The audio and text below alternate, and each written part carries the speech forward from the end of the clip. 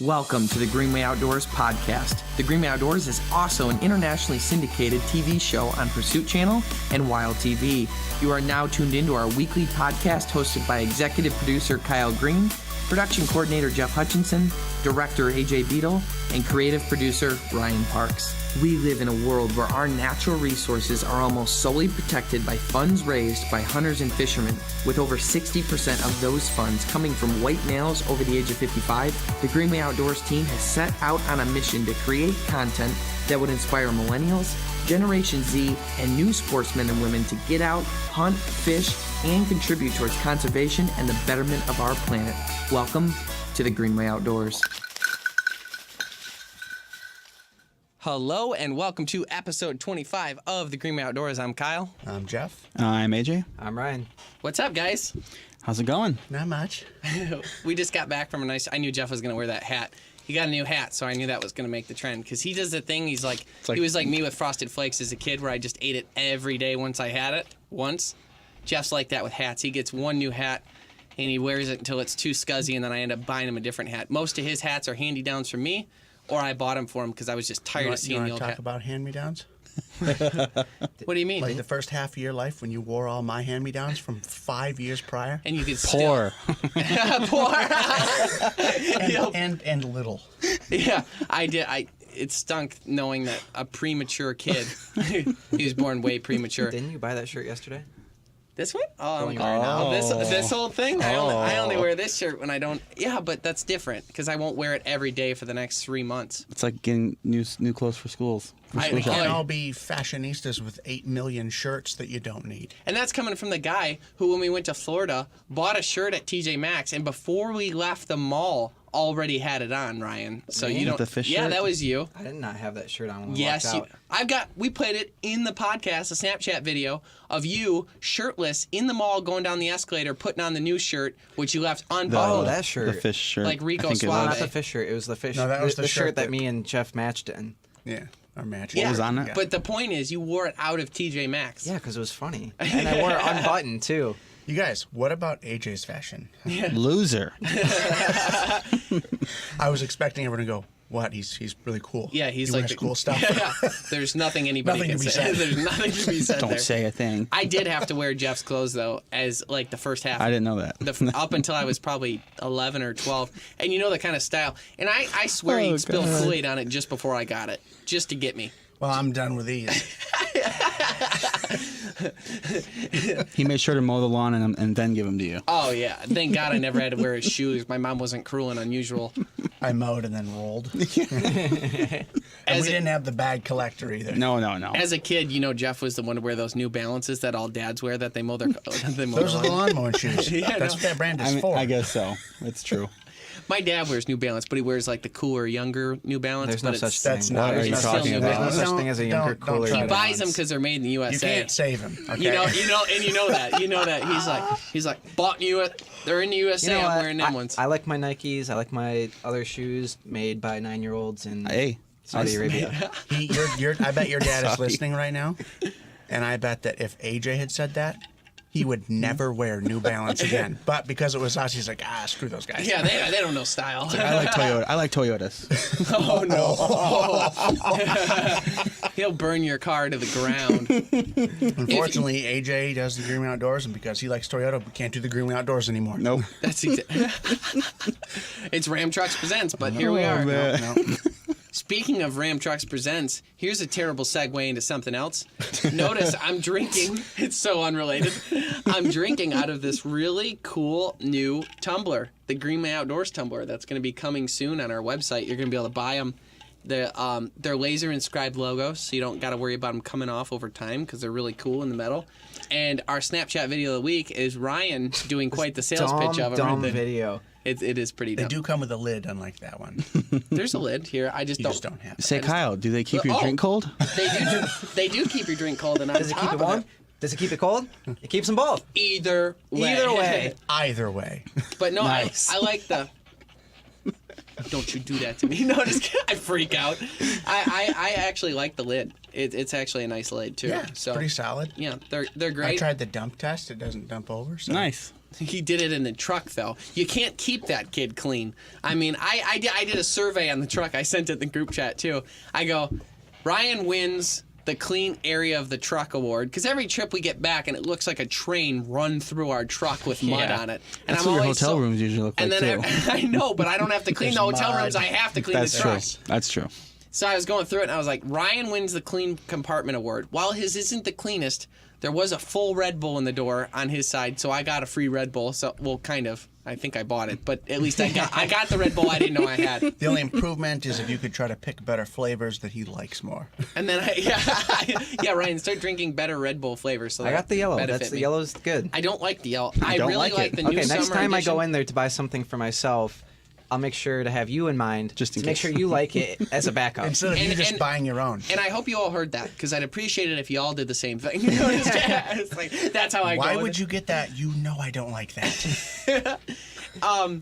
I really like the new summer edition one I tried. The Red Bull that was a summer edition. I like that one, and I like the coconut one a lot. But then I go over to AJ's side, and his was spotless, but there was no free Red Bull there for me, so he got second place. Then I go up to ugly McDirty side. I go over to Jeff's side. There's mud caked on every inch of the plastic in the truck.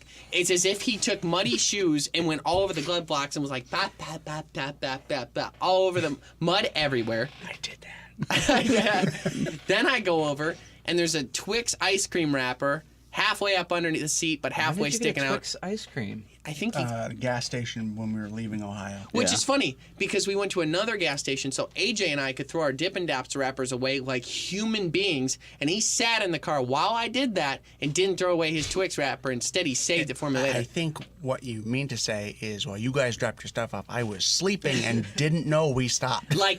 Because I just learned we stopped just now. Like an insensitive animal. No, I'm just kidding. And then he had coffee cups there, and then some of it spilled out in the center console. I mean, it's just... The nice thing is I don't have to feel bad about any of that because my very first car had cloth doors, and we decided we were going to go get milkshakes. Yeah, I wanted to hear this This part. is like, what? I didn't ask. We can't do that on here. 10th grade? Because we never talk about anything. So anyways, we go and we got milkshakes, and the one time he decides I'm going to drink like a quarter of this. Our buddy was was in it. He's ruining it. So there was... Because it's obviously from my perspective, because I'm the one that made the cool moves. You mean like cloth? What do you mean like cloth doors? He drove a 91 Shadow. Okay. You know, old cars. Yeah, they had yeah. like the, Okay. It was all over the door, and it had the roll-up windows. Yep. Well, our buddy Dan was in the car next to us, and kids, it's stupid. We don't litter now. We learned our lesson, but you throw stuff back and forth at each other, and it was like they threw a whole pop. Okay, this is after they threw a whole lemonade. It missed me, went in between my head and the back, and went into the back seat. Oh my Went gosh. From a different car? Yeah. From a different car. While we were going like 50. Full lemonade. While It's quite the entertainment. So then I was laughing so hard I couldn't breathe because I thought that was funny because it was in my car. But I was in the passenger seat at Jeffrey's. Well, I forgot I rolled up the window because they had thrown that at us. Oh, no. So then I grab a full strawberry milkshake and I'm like, I'll get him back. And I'm laughing so hard. I'm in my Kyle hysterical mode. I go, Jeff, I'm going to get him back. He And goes, it wasn't even like a he goes, well, so I'm trying to throw it two-handed. a whole lane over. So I'm pitching this thing, but the window's up the whole time? and I forgot. So I grab almost a whole strawberry milkshake from A&W. What a waste, by the way. And I go, move, and it goes against our window on the inside because I'm just throwing it right up against glass that's right next to me. Just boom, it goes, boof. I'm surprised that you didn't break the window with your hand. Oh my gosh. I just couldn't even. So I had to clean that and lemonade It's not off just that, though. an entire cloth interior of a car. So I will never take anything he says about my car seriously. So what ever was again. after this happened? What was your response? Because if that ever happened We to laughed. me or my vehicle, that I was the should day nothing. that we unofficially weren't friends anymore. What? We You still would like think. maintain a business thing. That's AIM pretty friends kind of That's thing. pretty We were, much it. I was 15, you were 16. We're acquaintances, and that's putting it nicely. Mm-hmm. You know, like, I understand that completely. Yeah. Ryan, I get it. You should have seen the way this thing exploded. And then I couldn't see out the window, so I rolled down the window because I'm wondering what the other car's thinking. you know all those times when We get to the car wash, and I roll the window down, and he's like, "No, you got water spots." He got shake in my door. Caked milk. In. Oh, because it ran down the window. And once he rolled it down. Ooh, that would stink after a while. No, I bleached it. Oh, you just poured Like the whole stuck a straw car. down there and just poured it was in. the car was already. It was an old car. Yeah. It was, but Yeah, That if was it's all disrespected. But I have to roll down the window, and when I roll down the window, I look at the other car, Dan and them next to us. Dan's barely driving. won. He's laughing so hard. Everyone in that car is crying, laughing. Like, because imagine looking at it from the outside perspective. You see me going, and then all of a sudden just, and I just disappear because there's just milkshake everywhere. blind pink. Pink milkshake right there in the middle. It's like I'm sorry. His head just exploded. Yep, I'm disappointed in myself. He's like the Joe Rogan stand up when he's the dog, and he's like, I'm sorry. He like walks to him sideways. But yeah, I ruined his car. You might as well just thrown the car away at that point. I did not that long after. Yeah, that. it didn't really run after that. No. Yeah, you always had trouble with it. Yeah. It was pretty much you got a car, and we were so excited because he was able to drive, because he Yeah. was, as soon as he turned 16, so there was a couple months where he could drive where I couldn't. We were so excited and everything, and basically all we did was go get fireworks and ice cream. I believe it. It was like, we can drive Which to get we fireworks. then used to destroy my car. Yep. Both. I have lit fireworks off inside my car too. Have you really? Yeah. Yeah, I have a video of it on my phone. Wow. We're all super mature. Well, what I did was, I was trying to We're all super I was trying to light the single firecrackers. So what I would do is I would stick them in the seal on the window, just put them in between that, and then I'd light it and then flick it out. Oh, okay. Well, one time when I did it, I flicked it and it did like a flip and then fell into the car. Man. And I like flew to the back seat as quick as I could. Yeah. He's like, oh my word. Yep. Oh, Oh yeah. my word. Yeah, that's what happened. Yeah, that's what he said. That was the verbiage. Oh my word. Oh no. So all of this somehow became of our summary of our Coyote episode that we did this past weekend. So that's how we ended up on this path. But we went to Ohio, Bucking, Ohio. Bucking, Literally. Many Buck, places. Buck, Literally I'm saying Bucking, Buck. Ohio. Bucking, Ohio was the name of the ranch that we went to. They fed us, Jeffrey. We're saying that's where we went. No, I'm just kidding. Yeah. That's where but we were. We were in Seville, Ohio. Yeah. Then there was like another one. And with Medina. W. And if you say Medina, you're going to get it. It's like, first off, it's Medina. I'm like, I read it. It's actually Medina. But okay. You're from there, so you know how to pronounce it wrong. It is funny how they all say it. And we definitely thought it was. Medina. Yeah. That's what it looks like. But it's Medina. They're like, apparently. stupid. I've spent probably about 2 weeks of my life in that town. Yeah. And up until this moment, I did not know that was how it was pronounced. Really? Yeah. I would have thought Medina. Yeah, Medina. Because there was this band called Medina Lake from Ohio, and I assumed it was Medina, not Medina. Did you ever hear them say the name, though? No. Did you know No. they- I heard the band said Medina. Oh, okay. As it turns out, it's Medina Lake. Yeah. Huh. Turns out the only weather that entire town can experience is rain. Yep. Yeah. Grayness. Lisa, We hit the one nice day that they have a year. yeah, it was wonderful. The farmers were so stoked. We got there the first day, and we got there at night. Oh yeah. Yeah, it was super late as Very always. late. Got in as late as always. 1:30, I think. That was when we got in. We didn't even then get up to the hotel, then get up to the... The Get other our stuff the other in. Snapchat video for this podcast is also the one where we try and scare Ryan while he's sleeping in the back seat with his mouth gosh. open. Okay. How many times do you have to try this on someone? Didn't work the first time, didn't work the second time, or the third time.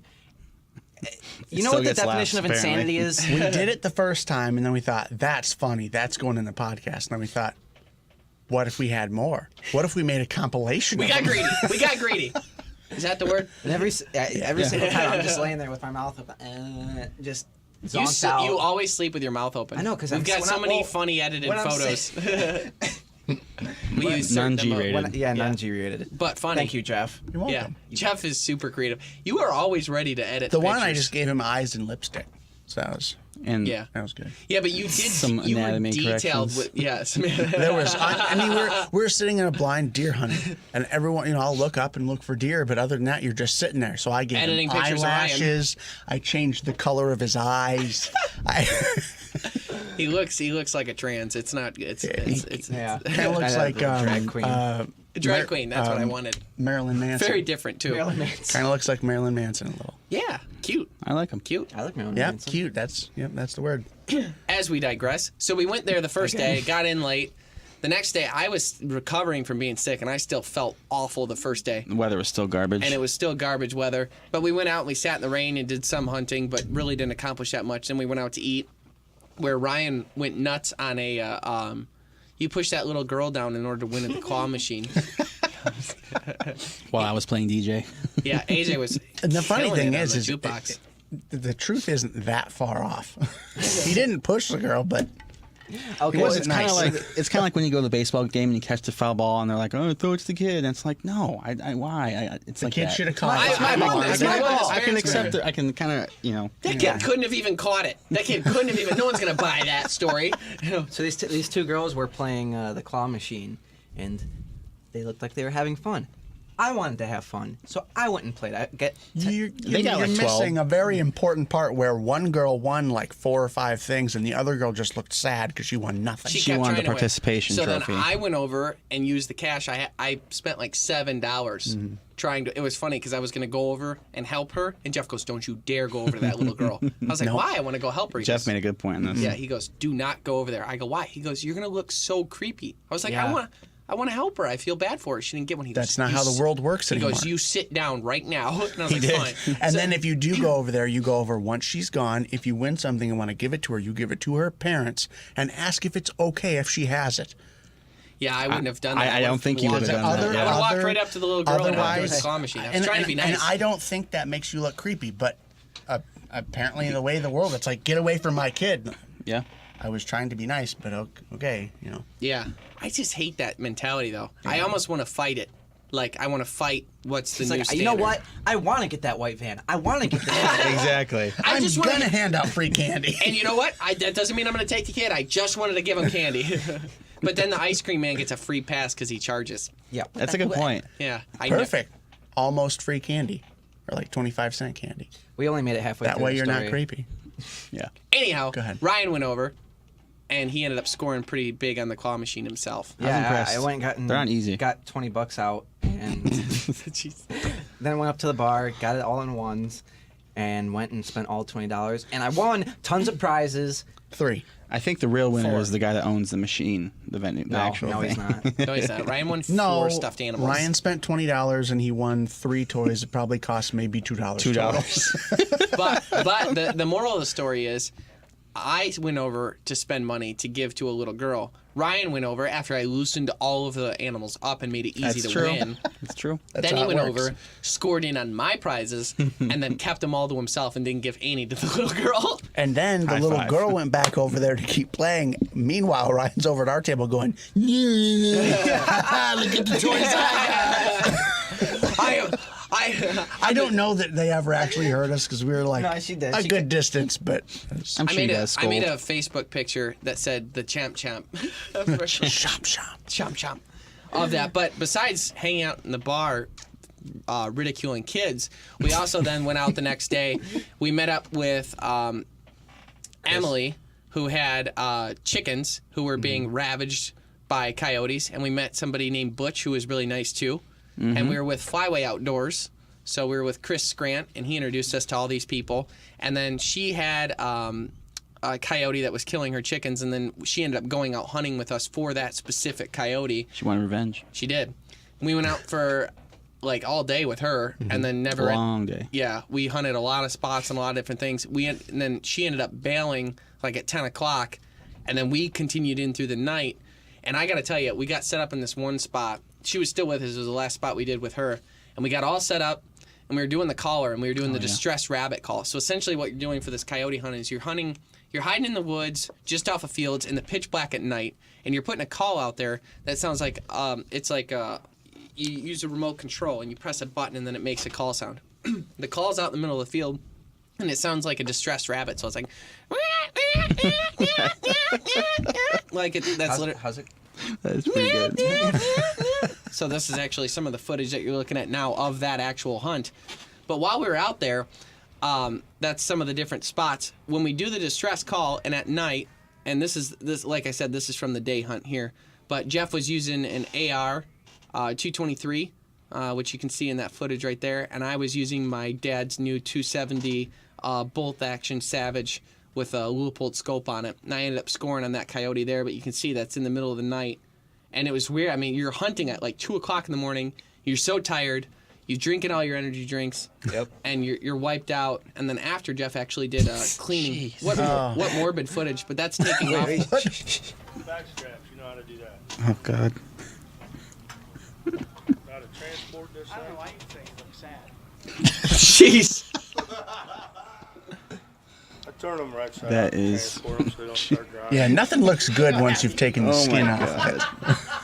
You hear me laughing in the background. But if you didn't hear Jeffrey there, he said, I don't know why everyone says he looks sad. Because you see all of his teeth. He's smiling. He's smiling it's real pretty big. dark joke. But But so it is really the most of our jokes are. Yeah. But we're out there at night.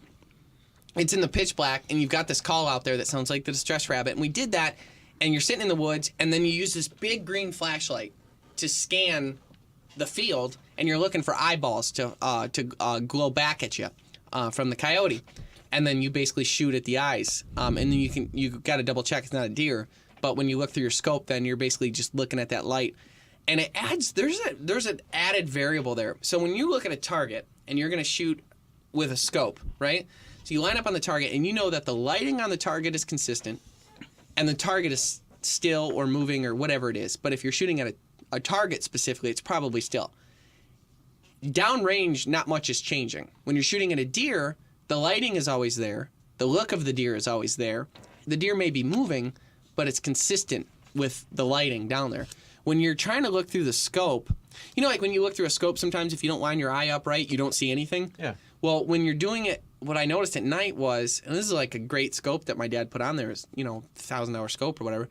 When you're looking through the scope at night, and the green light is there, and you're zoomed in pretty hard because you have to double check your target. You have to be accurate. Coyotes aren't very big, even though their fur makes them look big. You know, a 30-pound coyote, the neck is only that big around that you're trying to hit, or the head, or whatever. If you can't see the body because they were in tall grass. sounds like a softball. Right, and they're in tall grass, so where's the body? You can only really see that you got to aim for the head. So when you're looking down range, I noticed that like it was really difficult for me to look down the scope and then look at the light. When he would move the light just a little bit, you'd lose it. So you're trying to find that, but then you're like, well, am I not seeing because I'm not lined up right, or am I not seeing because with my eye, or am I not seeing because the light's moving? And you're chasing that, and it was a really strange thing.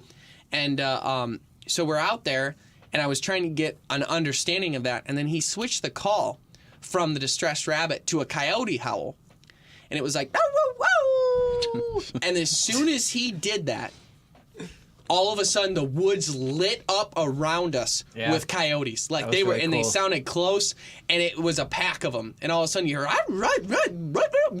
like a bunch of them, and I was like, dude, it sent a chill down my, like a shiver down my spine. It was pretty cool, and like when it started howling, you could just hear from all around us, in all the fields and all the woods in the distance For miles. Yeah, all of them just chiming in. So they start going, and then this pack that was really close to us really started with the sounded like yipping they were- and the yapping. It sounded like they were literally like stampeding Yes, towards it us, and did. then it just stopped.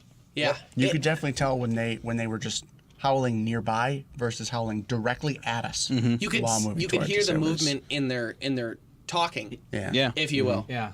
Man, but I'll tell you, and we're sitting there, and I'm like, I was just got done thinking, I don't really know if I can do this because I don't feel, with this light and it's moving, and what if the coyote's moving, and trying to look through the scope and then also line up with the movement, and this is so different, and I was free-handing it at that. I didn't have shooting sticks, and I'm just sitting against a tree going, uh-oh, and then they're running in. We could tell by the way they sounded that they were running towards us, and they weren't far, and I was like, It was about to be World War III. everyone's Yeah. counting on me to. I don't know, man. Like that was what I was thinking at the time. And then we ended up. They shut off once they got real close. So then Chris, myself, and Ryan tried to sneak around the woods to get to where they were. And when we did, Chris, apparently, if their eyes aren't looking at you dead on in a way, because their eyes sit more in front, obviously, because they're predators, then you don't see the reflection, and you'll scan right over them. You won't even know that they're there without the eyes. So when we first got there, I was standing in the middle of a field because we were trying to sneak to a tree, and he shines, and I see the eyes, and it's probably I thought it was about 150 yards away, and I lift up the gun, and the coyote's moving, and he's trying to catch up with it with the light, and I'm free-handing. You both have to aim at it at the same time. Yeah. It's a whole different variable. That's what I'm saying. There's too much going on. Yeah. And we never ended up syncing up in order to get that one, and they took off. But it was another spot we went to where there was like these big hay bales, and they're covered in plastic. I assume that, I don't know why. It's to protect them from the elements. Okay. But they cover them in plastic. So we're in this field, and again, it's pitch black at night. You know what I mean? And we hid behind the hay bales and put out the call, and there was like a crest of a hill about 120 yards away from us. And we did the call for maybe 10 minutes, and all of a sudden a couple sets of eyes come in, and finally, there was two of them. Yeah, and that was another good example, though, because a lot of them were like right at the top of the hill, and they're not looking right at you, so you don't see their eyes. All you see is the movement, and all you see is their head because of the grass. Right. So it's like this one little blur of white, and it's like, oh, is it? No. That went over the hill. Is that even one? And then at that point, yeah, you're questioning, am I seeing something, or am I just making that up? I don't. It was like most of it was like, and then we finally get it in, and it's a whole new variable, and AJ will talk about it with the cameras, too, because we're not set up for it like we should have been. We don't have the perfect equipment for this situation, and we need to get night vision. We have to get night vision cameras because that's what's going to make the difference in these situations. Yeah. So the nighttime hunt was fun. It's nice. It's cool being out there at night, comfortable temperature. Yeah, just in the elements, basking in all that it is. The stars were beautiful too. I mean, seeing the stars, that was pretty cool. I loved it out there. But we ended up having those two come in. And all I could see was a split second was the head and the eyes, and it held still. So then I went through the scope and looked, and I'm like, oh, I'm on. And AJ goes, don't shoot, don't shoot. Don't shoot yet. Don't shoot, because he's trying to get it in focus, and he's freehanding with a gimbal and trying to zoom in, and then the light is moving because the coyote's moving, so AJ's trying to focus, and every time it goes away, he has to refocus for distance. Exactly. Because the autofocus on those cameras is incredible, but good freaking luck when it's at night and you're trying to follow a flashlight. It doesn't mean a thing. It's tough. So he's trying to follow it, and then Chris, meanwhile, I thought I was pretty proud of my composure, though, considering the situation, because Chris goes, agree. Shoot, Kyle, shoot, you gotta shoot it, you gotta shoot it. I go, I can't, AJ's I was not about on. to tell him to shut up. AJ goes, Didn't realize Chris was the director. Okay. But Chris just wanted us to succeed like anybody. Yeah. But that's his job. Exactly. And AJ's like, don't shoot, don't shoot, don't shoot. And meanwhile, like, for a good 3 seconds, I am rested on the hay bale perfect. I am lined up perfect. I got the bullseye right here on that coyote. And AJ goes, don't you shoot, don't you shoot. And then the coyote starts moving. I was like, but that would have been easy. And so the coyote is moving. All I could see, again, was the neck and head. And then I go, I got to shoot AJ. He's about to go over the hill. He's about to go over the hill. AJ never gave me the go-ahead on the shot, but he was going away from me, back away over the... Hold on a second. Oh, here we go. Here's the coyote where you can barely see him. And he was going, if this is the field, and the hill is right... I can't do it. Gosh. I'm not going to do it. I wanted to use the paper again. It was like this. This is the hill. Hold on, Ryan. The camera's not on you yet. This is the hill. Okay. We're way down here. The coyote is on the backside of this hill. It would just pop its head up and look at us. It was just checking it out. It'd go up, down, and that's what happened a few times. So finally, I got a good look at him, and I was like, AJ, he's going away, because he was trotting away to go back over the hill to get away from us. They either winded us, they didn't like the situation. And I shot, and then when I shot, because all the moisture that was on top of the plastic that was on the hay, there was just a puff of smoke. And I was like, I felt good when I pulled the trigger, but that's all I can tell you. I felt good when I pulled the trigger. I knew it was sighted in perfectly because my dad did it, so you know it's going to be dead on. But I shoot, and then Chris is like, I heard it hit the animal, you got it. And I was like, that doesn't sound like Until I see it. That sounds like something you would just say. That's not a thing. I don't think that's a thing. But he's like, no, I know what it sounds like when it hits an animal. And he probably does, because he hunts all the time. I don't know that thing. I've never heard that before. I know that with an arrow, but not with a gun. I was like, okay. He's like, it all happens so fast. And then I asked Ryan, because Ryan and Jeffrey were hiding behind the other hay bale, and you were about focused on him. You didn't get to I was ready. I was on him the whole time, too. I was just waiting. Same thing with Ryan? He had a battery problem, so we're sitting there trying to figure out what's going on, and then you shot. But I would have been ready to shoot probably about 2 seconds before then. Yeah. Past that. Well, that's good. Yeah, and there was no communication. Could you hear us whisper that there was a coyote? I could hear you whispering, and I was looking at the coyote. See, I'm thinking that the coyote probably heard us, not winded us. I'm sure Yeah. Because Yeah, especially because we were in a bowl and Right. it was on one side and we were on the other. you so, feel a what a word. Whoa. You feel a false sense of security when it's dark. Like, oh, it's dark, so he can't hear me.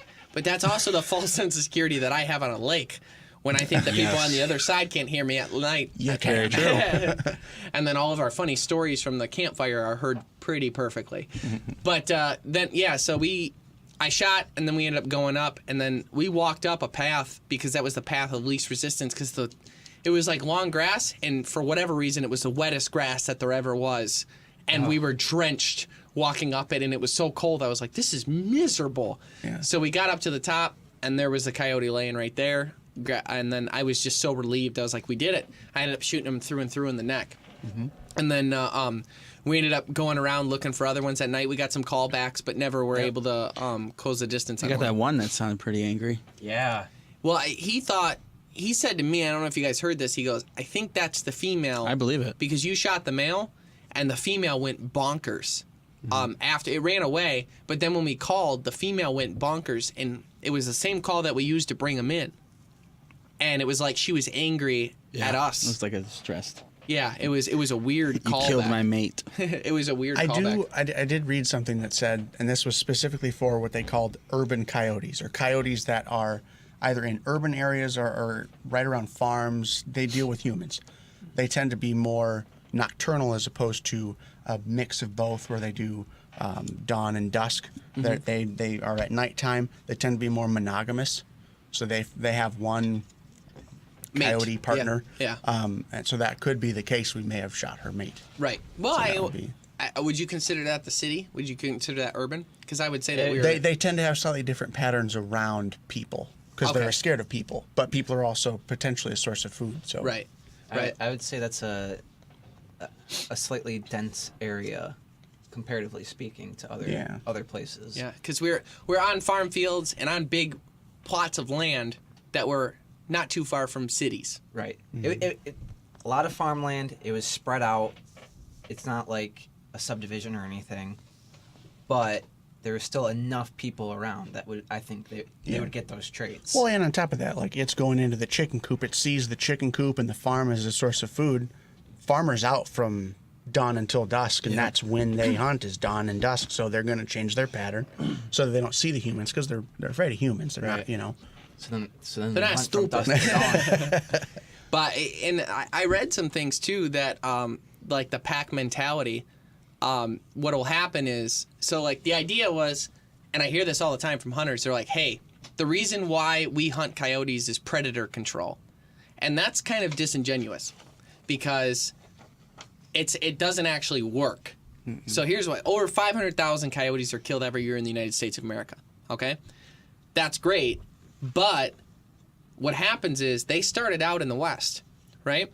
And then the hunting pressure got to them because we tried to wipe them out like we did the wolves. Now, the wolves, it was pretty successful. We basically wiped them out in a lot of areas.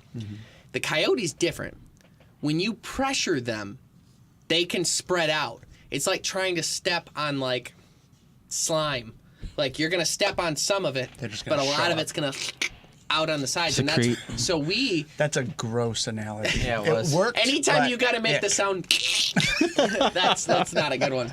But that's like stepping on them, and that's what actually made them expand. And now they're saying, other than Hawaii, there's coyotes in every single city Yeah. in the United States of America. Yeah. Because that hunting pressure spread them out. Now, here's another cool thing. I learned this too.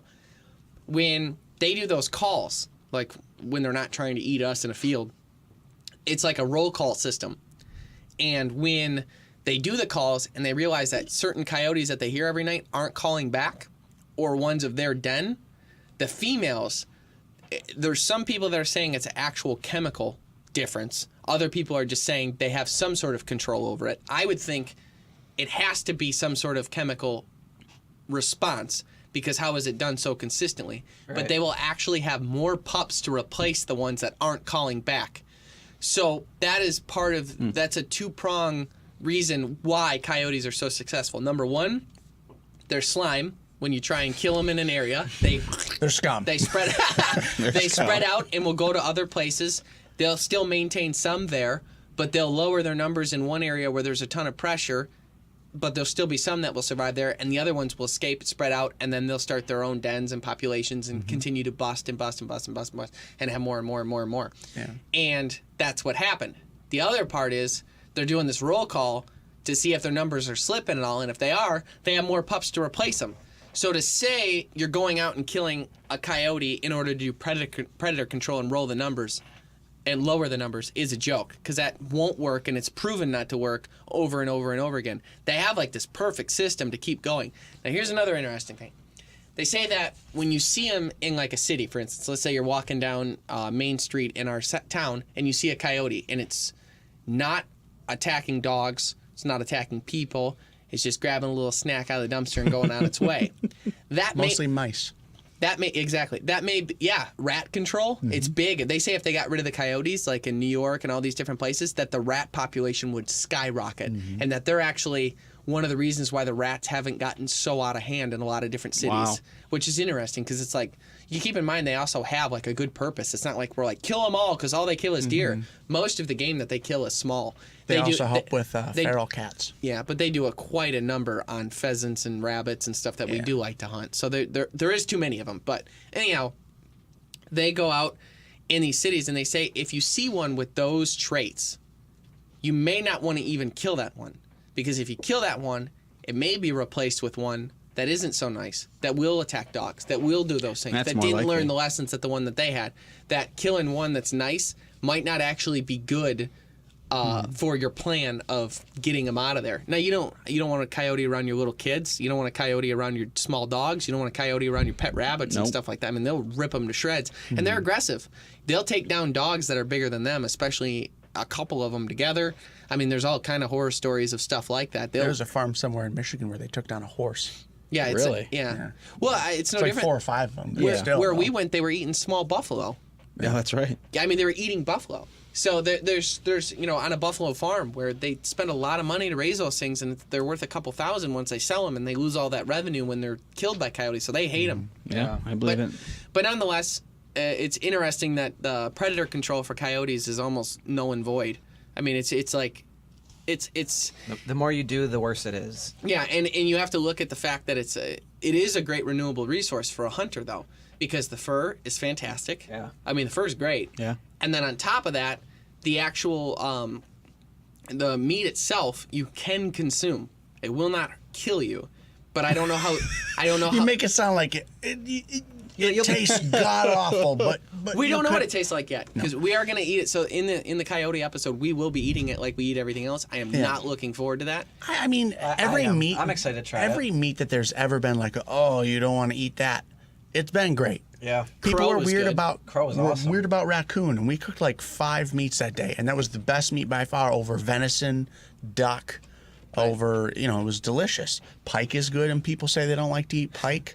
Remember the when we did the raccoon episode, and I go, honestly, it tastes like really good Chinese food takeout. Maybe that's what we've been eating. Muskrat was really good as long as you salt and Muskrat milk was it. not good. No, That's it was because you not. didn't salt and milk it. That's because that's right. somebody who designs recipes didn't tell me to salt and milk it. You did. No, you didn't. It was in the Not recipe. when I was listening. It did, Stabby. Not when I was listening. You did not tell me when I was listening. That's But half the things you say to Kyle. That's the response. any meat that is like, it's good meat. You just got to get rid of the blood. You got to get rid of that extra, that stuff that's in there. You soak it in salt water overnight, then you take it out and you soak it in milk overnight. And that tenderizes it, gets rid of any of the nasty, gamey flavor that you think of. All I know is if I am eating it's coyote, good. you better soak that sucker for days. Days. I would. I'll eat it raw. I'll eat it raw. I'll eat coyote sushi. Say I won't. No. Then we went to the next day. We went to Bucking, Ohio, which is it's a You pronounce the G. It's not. It's there's just, no G. It's just bucking. because if you say bucking, it just really sounds like you're saying something you shouldn't be saying. Either way, it sounds like that. Went down to Bucking, Ohio. They're like, how dare you? If you don't like it, just say it. You don't got to get vulgar. So again, we're saying bucking with a B. Bucin. People are smart. Bucin. Was that person it? is Really? Yes, smart. Bucking, Ohio. Buckin, probably. No, he's saying that's what I'm asking. Yeah, I didn't there's say a the K K. in there. No, you Okay, didn't. with the K. He's like, yeah, Bucking, stupid. Okay. Oh yeah. But we went there to skin the coyote, and we got to meet some really nice people there too. At the basically it's a cowboy ranch. I mean, they've got horses, they've got bulls there, and they've got a whole stadium there. They do big events. Like 4,000 people come there, so it's cool to hang out there, see the horses, and skin the coyote, and then. If you want to skin a coyote right, you better allot some time. Yeah. Well, Oh I mean, my gosh. it took us probably about. I'm not much of a skinner, It but took us 5 hours, but you also have to wanted keep to in die. mind that we constantly changed camera angles. It was the first time I'd ever skinned something that Did large. we have to change camera angles? Because I'm a camera guy and I don't remember changing No. the camera angles. I just remember it taking an insane We had to stop. We had to stop a lot of times. Jeffrey, And the whole time I'm trying to hold it like this so you can actually see it. You know, Correct. it's not I want like it to I be can just known do that it was whatever I not the want. camera guy's fault. I want it to be known. I didn't say it was. So it takes longer because we were filming it. it just takes a long time. If it took 5 hours, and it did, I will say 4 hours and 56 minutes of that was on you, and 4 minutes was on them. And that's coming from the guy that slept through an hour of it. But I'm just saying. An hour? Did I sleep longer than an You hour? slept longer. Yeah, he's so cozy. I in that didn't truck. see you for most of the time I was skinning. Ram 1500, comfortable bed. It does make a comfortable bed. Yeah. On the way home from Ohio, Oh, yeah. I made a bed. I did my best. You pretzeled your way in that. I don't know how you did it. You I fold, made it you work. fold funny when you're tired. Yeah. But so I was Just when you're tired, you fold funny. I was uncomfortable sitting like this, all hunched over. Plus, everyone could see you're sleeping, so we kept slamming on the brakes. Yeah, That too. So what I did was I turned around in the seat, so I was like this. My knees were on the ground and my head was on the seat like this. That wasn't working well for me. So Oh my in the back seats, you can flip the seats up, and Ram 1500. then I had the whole floor in the back to lay down. Well, I had from like the back of the truck to the back of the Sipping. front seat. Yeah. But I was able to squeeze take in there. my leg room. I was just like in the fetal position down there, and it worked great. I It's fell asleep. still only about the size of a quarter of a twin bed. Correct. But for what it is a good amount Yes. of room. Yeah. Yeah, and then we ended up having a barbecue there. Yep. The nice Chris is from Flyway Outdoors, his family, and some people from Buckin, Ohio, were all there, and they did a big cookout for us, and we had some barbecue, and it was a That was good good time. food. Yeah, it was great. It was nice meeting a bunch of people that dig the show and were nice, and then we drove home, and of course we got home at 2:00 in the morning, like any other trip, because that's just what we do. Yep. This is what we do. When we come back from our break, we're actually going to talk about coyote fur prices and how much they're worth now. Stay tuned. You're a hunter, and because you hunt, you're the world's greatest conservationist. You're a huntervationist. You do more for wildlife and conservation than anyone. The Sportsman Alliance protects hunters from the animal rights movement. When the Sportsman Alliance gets involved in court cases or legislation, hunters win. Conservation wins. Become a huntervationist today and join the Sportsman Alliance like we did to help protect your rights against the animal rights movement.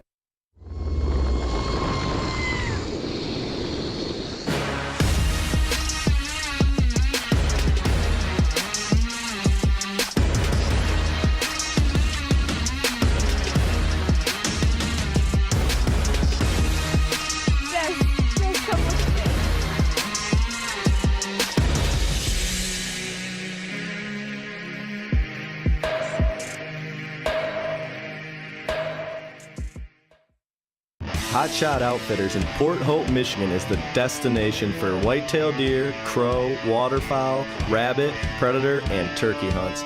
We have cabins, over 30,000 non-fenced acres, and a passion for delivering fair chase hunts to you and your family. Reserve your hunt at hotshotoutfitters.com today.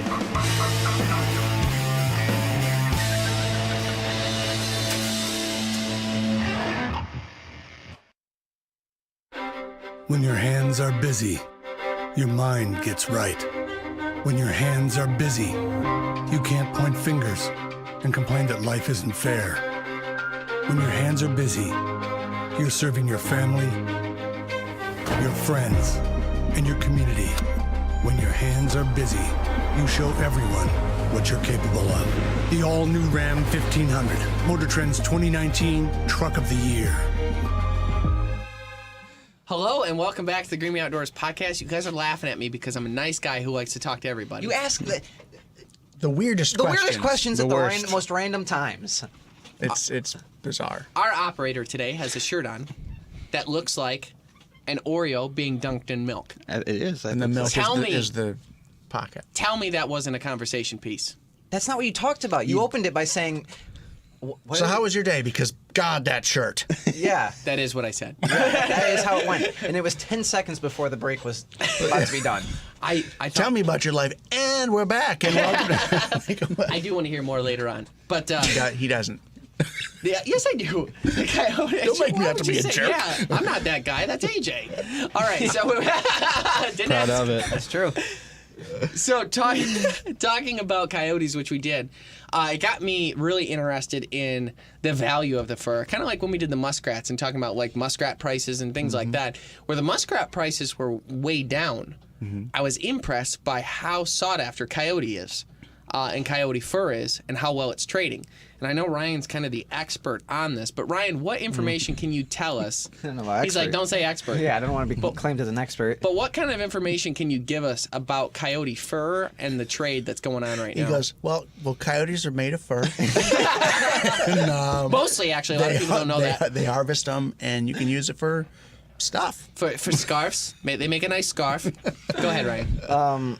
So, through this article that I read, that I didn't know this, but I guess China and Italy are two of like the biggest buyers of fur in the world. Okay. Which is odd to me. Italy. I don't Well, know if it's like a Italian big clothes- designer thing. Italian Yeah. clothes are very expensive, so maybe, you know. I guess. That's a big fashion spot. So. Yeah. Yeah. Jeffrey, China, though? Jeffrey knows with his hat that he'll wear for the next 6 years. But go on. Okay, and then they said, so they listed a whole bunch of different animals like the beaver, muskrat, coyotes, a whole bunch of different stuff, and in nearly every case, they sold 100% of the animals that were skinned and turned into fur pellets. Okay. So nothing's being wasted or not being sold. So So the 500,000 coyotes that are being killed, the ones that are being sold to market, are often being sold to China and Italy, and we can't even keep up with the demand. correct. That's Yes. incredible. And the prices, depending on what kind of coyotes being killed, the prices range from $54 a pelt to $210. Wow. Is a pelt what we got? The whole entire thing? Yes. Okay. Yep. Yeah. And honestly, all jokes aside, Jeffrey, you did a really good job on that pelt. It looks really good. I should have. It took me 5 hours. Yeah, all five. And the weird thing is like I've done a fox before. The fox only took maybe 45 minutes, an hour. I didn't do like the paw thing. That was a lot more intricate, and there was a lot more details that I didn't do that I did on this one. But that little bit of extra size and having to hold it in the same angle so the camera could see it was enough that it took. Again, camera guy's fault. Yeah, always. So if you go out hunting coyotes and you have the time, I mean, it's hard. It's a Yeah. hard hunt. But if you get them and you skin them and you have the connections to be able to sell them, the market prices are there right now. Yeah, pretty yeah, inter- and you're bound to sell them. You're gonna sell them. That's pretty cool. The demand is there. Yeah. So yeah, coyotes are 100% sales. So you're gonna sell it. It's for sure. And then 98% for muskrat. Beavers, I think, is like 78%. Okay. That's kind of surprising. Yeah. It's got to be based on like the color of the fur, and then like obviously like Condition. how dense the animal is. The that coyote has I fur. shot was about as beautiful as I get. Yeah. I mean, that was a good one. Well, that's what I'm saying, because like the muskrat that we got, Ray was saying that they sold for like, I think it was like $2 or something. Yeah, like that was that. terrible. Not great. Which it's not a lot of fur, but if you took enough to make a coyote pelt out of those, that wouldn't be $57. There's got to be something different about the fur. That makes and it. you I know, think, think about it's the size. Like, one whole piece is always going to be worth more. Like alligators, the value of like a 11-foot gator is like double what a 9-foot gator is. Well, that's not necessarily true, because of the mink. Yeah, it is. The mink. No, just the kidding. mink sell for a good amount, and those are also real little. Yeah, but that's like a that's a great point. That's a little gold mine though. Yeah. So when it just really depends on what's in style, I think. Like that's why, for some reason, coyotes must be in style. Yeah. For fur. Well, the girls are actually, I saw like in a magazine, girls were wearing like what looked like coyote fur vest, like full fur vest. Like that was I like really the want cool to make thing. a coat, like a long coat out of coyote fur. I wanna- think that'd I be wanna- Like a sweet. trench coat. Yeah. Yeah. Something not. Yeah, I guess Okay.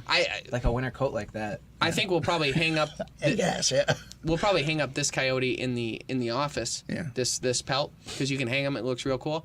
But I would say that I would really like to get enough to make like a coat or something like that as well. That'd be cool. I just want gloves. I just want to line my hood with it. Yeah. That'd be cool too. Oh, like a hat lining? Yeah. We're not. No, like on a winter coat. winter coat. You know how they have the fur. I wonder what fur that is. Fake. Yeah. Yeah. It probably is. Usually, probably fake. Yeah. Yeah, but like on the expensive ones.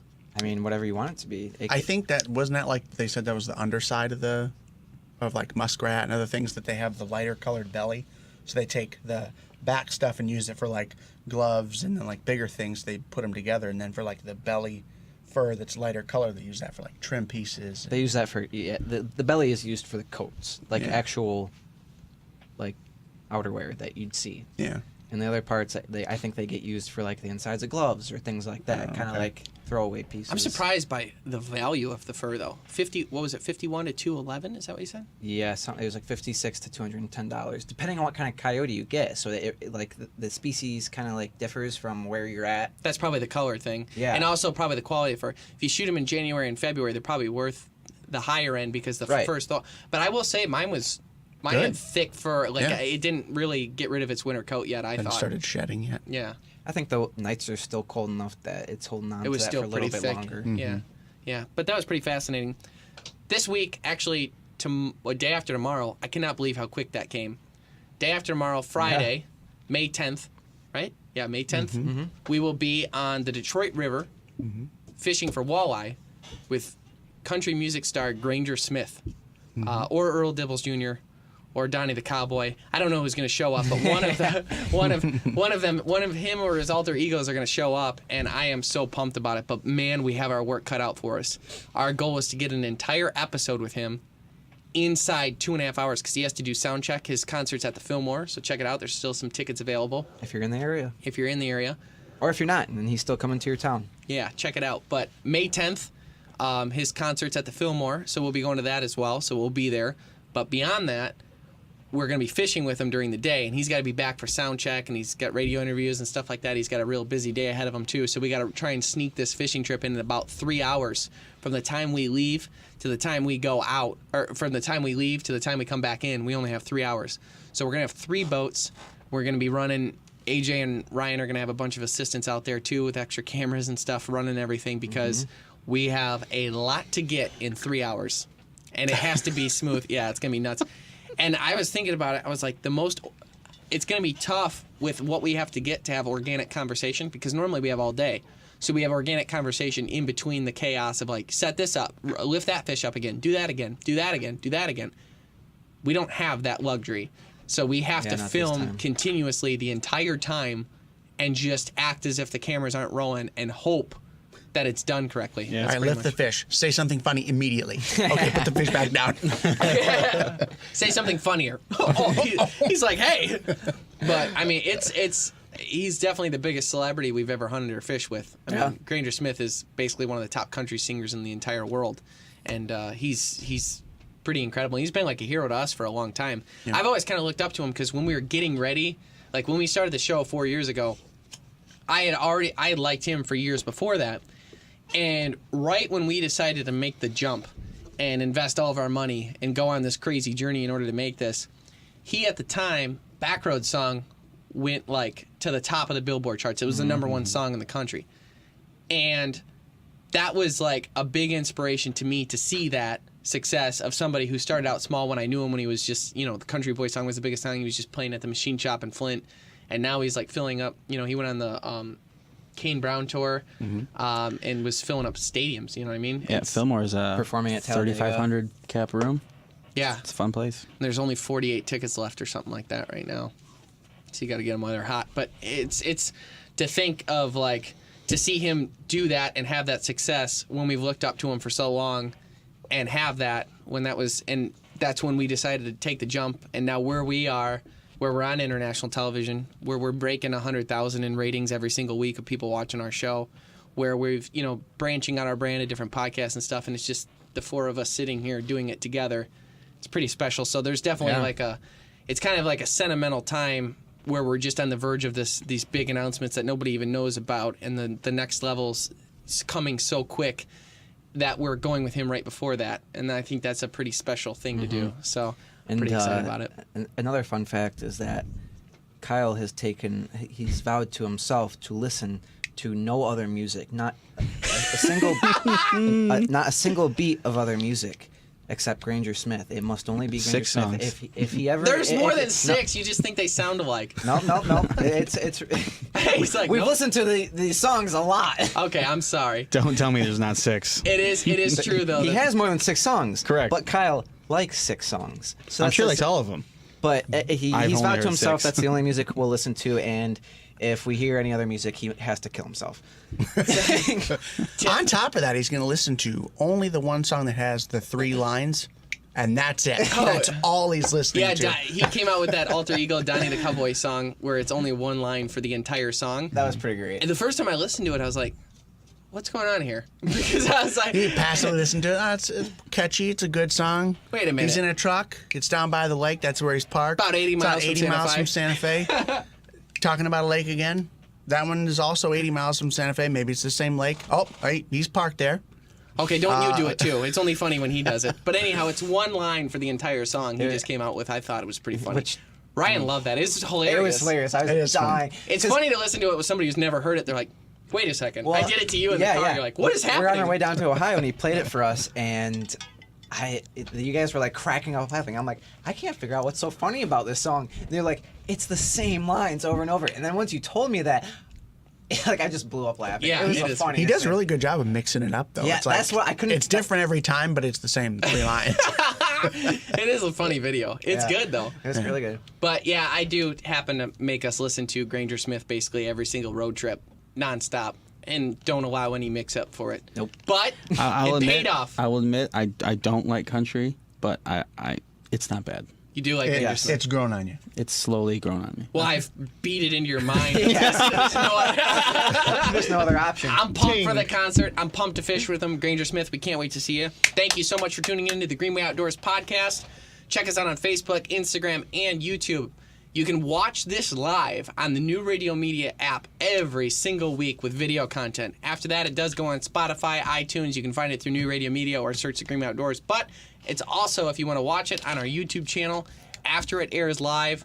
The Greenway Outdoors YouTube channel. Subscribe, like, all that stuff Like, too. subscribe, share, hit that notification. Turn notifications on. I love it. And then check us out on Facebook, Instagram. We'll constantly be updating you, and we'll be doing lots of live videos this Friday, May 10th, from 10 a.m.